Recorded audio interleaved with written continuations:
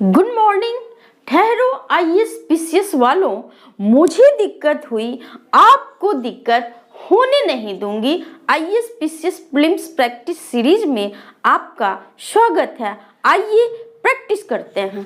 Question number first, coral reef oblique प्रवाल भित्ति के संबंध में निम्नलिखित में से कौन सा ऑब्लिक से कथन सत्य है ऑब्लिक है? कथन statement A, great barrier reef संसार का सबसे बड़ा प्रवाल भित्ति है। स्टेटमेंट बी, यह क्वींसलैंड के उत्तर पश्चिमी तट पर स्थित है। स्टेटमेंट सी, इसे 1981 में यूनेस्को द्वारा विश्व विरासत स्थल के रूप में नामित किया गया। स्टेटमेंट डी, इसका निर्माण उष्णकटिबंधीय गहरे सागरों में होता है। Option number first statement A एवं B, option number second statement B एवं C, option number third statement A एवं C and option number fourth statement A एवं डी। हमारा सही आंसर होगा option number third statement A एवं statement C correct है और स्टेटमेंट बी एवं स्टेटमेंट डी इनकरेक्ट असत्य है। तो क्यों, आइए समझते हैं। कोरल रीफ प्रवाल भित्ति, जिसे मूंगे की चट्टान भी कहा जाता है, ऑस्ट्रेलिया के क्वींसलैंड के उत्तर पूर्वी भाग में स्थित ग्रेट बैरियर रीफ विश्व का सबसे बड़ा प्रवाल भित्ति है। आपको ध्यान में रखना है। कभी कभी एग्जाम्स में पूछा जाता है कि विश्व की सबसे बड़ी प्रवाल रोधिका कौन सा है, तो आपको ध्यान में रखना है ग्रेट बैरियर रीफ। बैरियर का ही अर्थ होता है रोधिका, इसलिए आपको ध्यान में रखना है संसार का सबसे बड़ी प्रवाल रोधिका ग्रेट बैरियर रीफ है। ओके, इस प्रवाल भित्ति का निर्माण उष्णकटिबंधीय छिछले सागरों में, उथले सागरों में होता है, न कि गहरे सागरों में, क्योंकि गहराई में सूर्य की रोशनी नहीं पहुंच पाता है। ओके, आइए अब समझते हैं आखिर इस प्रवाल भित्ति मूंगे की चट्टान का निर्माण किससे होता है? आप लोग प्रवाल पॉलिप्स नाम सुने होंगे। प्रवाल पॉलिप्स एक सूक्ष्म अकशेरुकी जीव होता है जिसमें रीढ़ की हड्डी नहीं होता है और इस जीव का विकास उष्णकटिबंधीय छिछले सागरों में होता है, न कि गहरे सागरों में। इसलिए प्रवाल भित्ति का निर्माण भी उष्णकटिबंधीय छिछले सागर, जिसे उथले सागर भी कहा जाता है, में होता है, न कि गहरे सागर में। आपको ध्यान में रखना है। जब ये जीव लाखों अरबों के समूह में होते हैं तो कॉलोनियों का निर्माण होता है, जिसे प्रवाल पॉलिप्स कहा जाता है। प्रवाल पॉलिप्स का जूजेंथली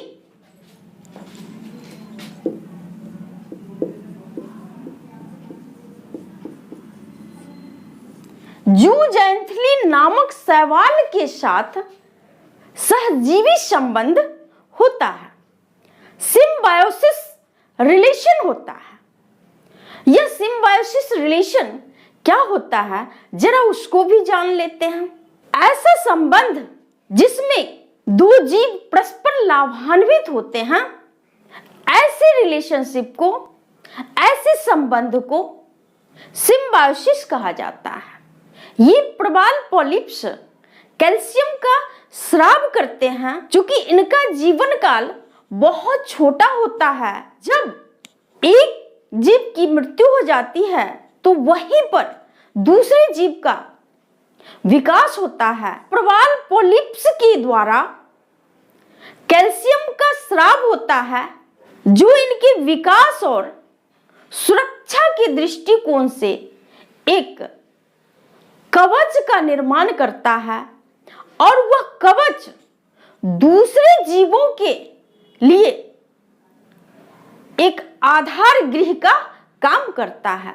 यही जूजेंथली नामक शैवाल का इस पर निवास होता है और यही जूजेंथली नामक शैवाल से जहां एक तरफ प्रवाल पॉलिप्स को पोषण प्राप्त होता है, वहीं ये प्रवाल पॉलिप्स जूजेंथली नामक शैवालों को आश्रय गृह प्रदान करता है।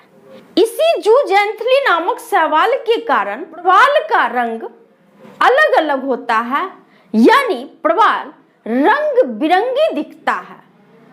यहां मैं आप लोगों को इस शब्द की ओर ध्यान आकर्षित करना चाहूंगी कि प्रवाल विरंजन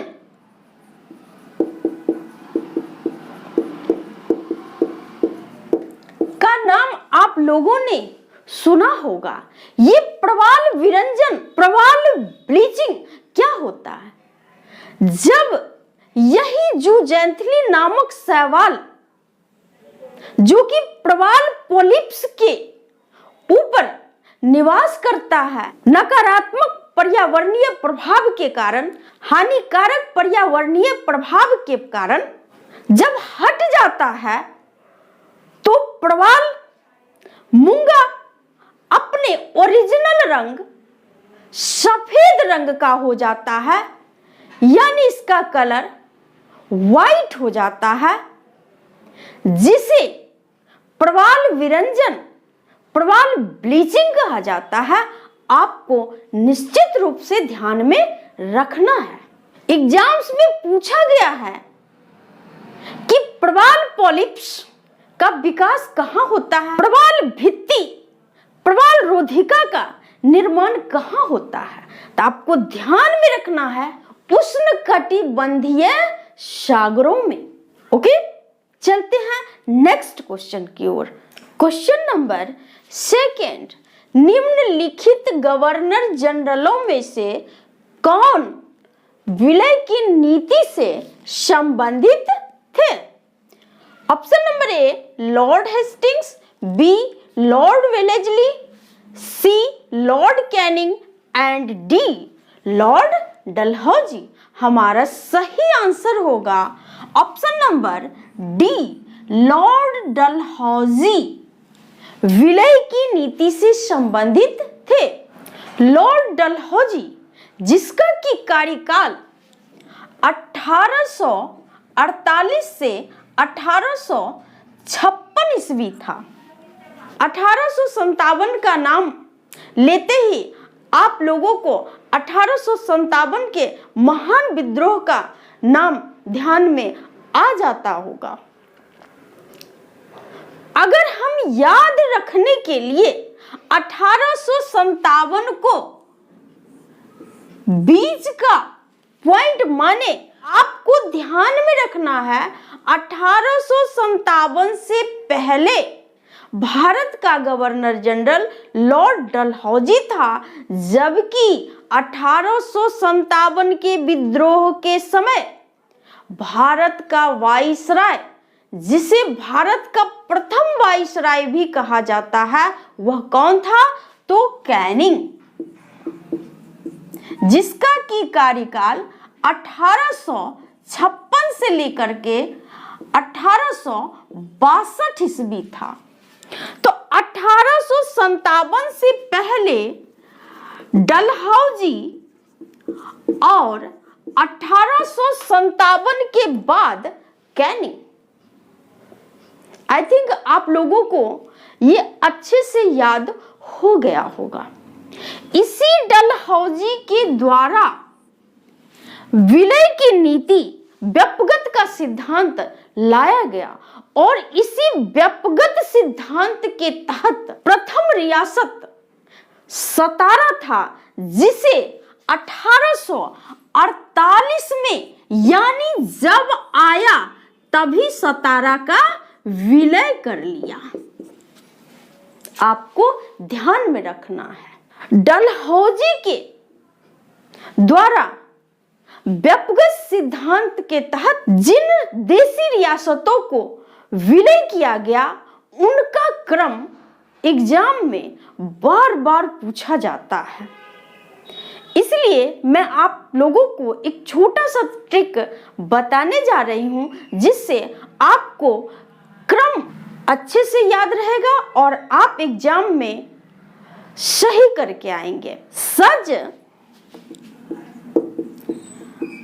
सवै ऊ झांसी न।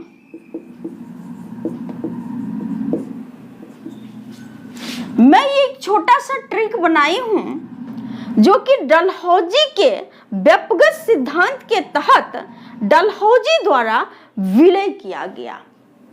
इन राज्यों का ये क्रम है। कहते हैं ना कि जो बोलियां होती है हर जगह की अलग अलग बोलियां होती है, उसी बोली में मैं ये ट्रिक बनाई हूं। तो सज सवै, सब लोग सजेंगे। कैसे सजेंगे?